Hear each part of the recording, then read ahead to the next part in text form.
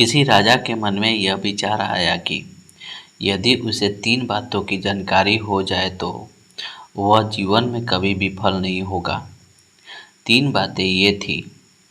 किसी काम के करने का ठीक समय क्या है, किस व्यक्ति पर विशेष ध्यान देना चाहिए तथा सबसे अधिक महत्वपूर्ण काम क्या है।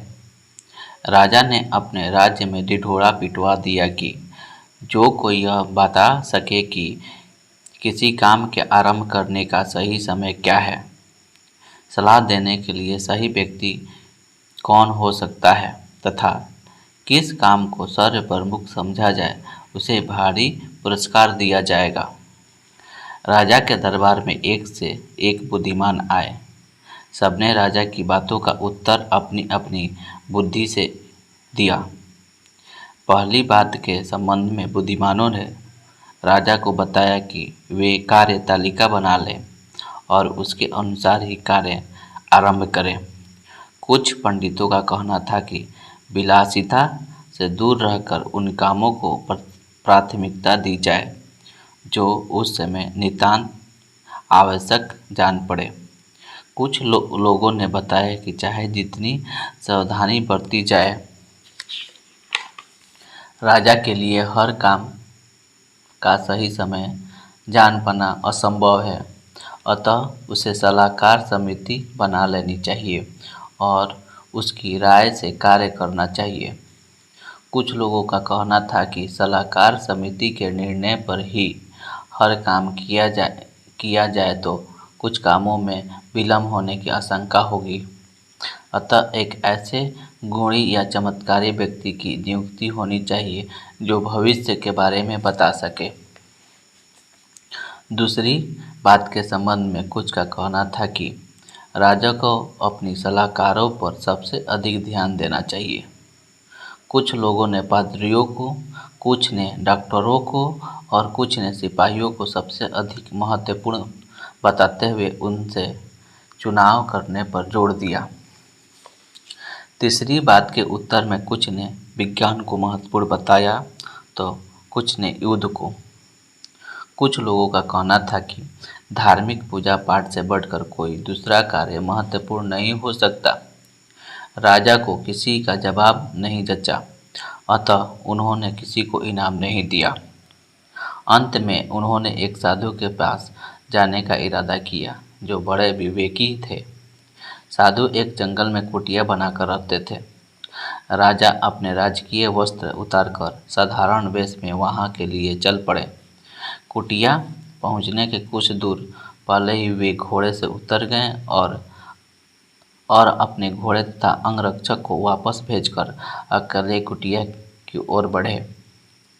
साधु अपनी कुटिया के सामने खेत कोड़ रहे थे। राजा के पहुंचने पर उन्होंने उनका अभिवादन किया, किंतु खेत कोड़ना जारी रखा।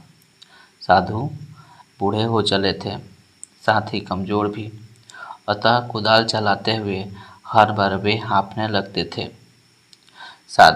राजा ने साधु के पास जाकर कहा, महाराज, मैं आपसे 3 प्रश्न का उत्तर जानने के लिए आया हूँ। मेरे प्रश्न हैं, मैं सही समय पर सही काम करना कैसे जान सकता हूँ? वे कौन व्यक्ति हैं जिन्हें मेरी सबसे अधिक अधिक आवश्यकता है? सबसे अधिक महत्वपूर्ण कार्य क्या है?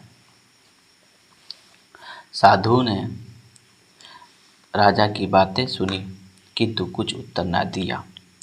वे अपने काम में लग गए। राजा से रहा ना गया। वे साधु से बोले, आप काफ़ी थक गए हैं, अब अपने बदले मुझे कुदाल चलाने दीजिए।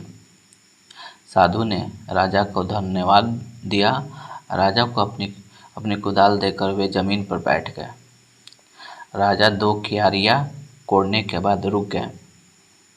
अब तक साधु से प्रश्नों का उत्तर नहीं मिला था, अतः वे अपने प्रश्नों को दोहराते हुए उनसे उत्तर पाने की प्रतीक्षा करने लगे। साधु ने पुनः उत्तर दिया, बल्कि उठकर कहा, लाओ अब तुम आराम करो और मुझे काम करने दो। किंतु राजा ने कुदाल नहीं दी और वे कोड़ते रहे। कई घंटे बीत गए। सूर्य अस्ताचल को जाने लगा। राजा ने रुककर कहा, महात्मा जी, मैं अपने प्रश्नों के उत्तर के लिए आया था। यदि आप कुछ उत्तर ना दे सके तो कहें, मैं घर वापस लौट जाऊं। साधु बोले, कोई दौड़ा हुआ इधर आ रहा है। राजा ने मुड़कर देखा। एक दाढ़ी वाला आदमी अपने पेट पर हाथ रखे उनकी ओर तेजी से बढ़ता आ रहा है। उसके पेट से खून की धारा निकल रही थी। राजा के निकट पहुंचते पहुंचते वो अचेत होकर भूमि पर गिर पड़ा। राजा और साधु दोनों ने मिलकर उसके कपड़े हटाए तो देखा वह बुरी तरह घायल है। राजा ने उस घायल व्यक्ति की सेवा की और अपने रुमाल से उसका जख्म ढक दिया। खून का बहना बंद न होते देख राजा ने उसे अच्छी तरह पट्टी बांध दी। अब खून का बहना बंद हो गया। घायल व्यक्ति धीरे धीरे होश में आने लगा। उसने पीने की पानी मांग की।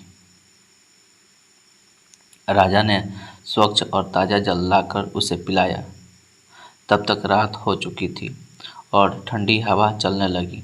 राजा ने साधु की सहायता से उसे झोंपड़ी में लाकर सुला दिया। वह सो गया। राजा पैदल चलने और क्यारियां कोड़ने के कारण थक गए थे, अतः भूमि पर लेटते ही उन्हें भी गहरी नींद आ गई।